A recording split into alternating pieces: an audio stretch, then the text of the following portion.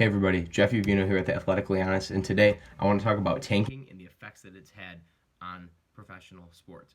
Tanking really started in 2013 when the Philadelphia 76ers made popular the phrase, trust the process. They were going to lose as many games as they could, get the best pick in the draft, and build their franchise from there. It spread to baseball with the Houston Astros, who in 2013 lost 111 games, 111 in baseball, won the World Series 4 years later. It spread to football, and if it wasn't with the Cleveland Browns, it's with the Miami Dolphins.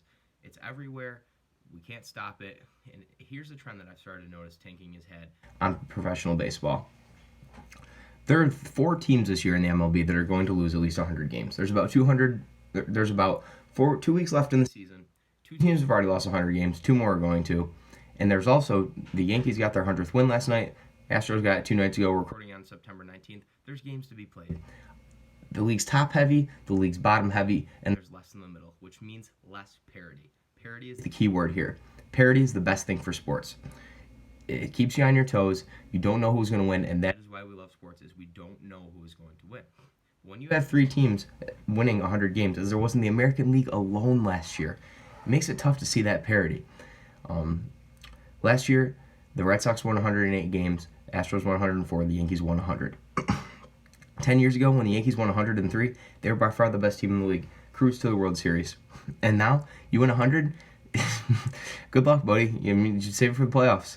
It's the less parity in the league comes from teams tanking because you have lots of teams losing over 100 games, and the good teams beat up on them, and there's less in the middle of the pack.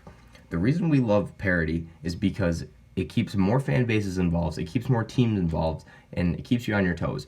Why do we love March Madness so much? You don't know who's going to win. There's 68 teams, and it could be anybody. That's why there's never been a perfect bracket. It's impossible. Baseball, on the other hand, is getting to where teams are so bad because they want to lose and revamp their farm system. They're willing to give up 3 or 4 years, that the good teams are far and away better than the middle ground teams.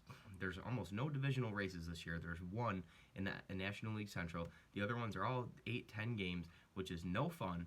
And I think the parity can start to have this effect in other leagues. Maybe we'll see it in the NBA. Obviously, there's been super teams in the NBA. With the Warriors, when you know that they're the favorite to win it every year. Obviously, we've seen the Patriots dynasty in the NFL, and I'm not hating on dynasties. I'm just noticing this trend in tanking of what it's doing, and I don't like it. Because say you tank for 3 or 4 years, you throw away your seasons, and then you never win the championship. What are you going to do, start over now? Tanking is a bad trend. I'm not saying it's ruining the game. I'm not a sports purist like that. Don't want to make that claim. But I'm starting to notice the trend where less parity is in professional sports because of tanking. And I think parity is the most fun part of sports. If you want to learn more about this, you can check out my blog that was posted last Wednesday morning called The Rise of Tanking and How It's Impacted Professional Sports. You can find that on Athletically Honest. You can find my new blog talking about professional athletes not being able to behave themselves. That's on Athletically Honest. My name is Jeff Uveino. We'll catch you next time.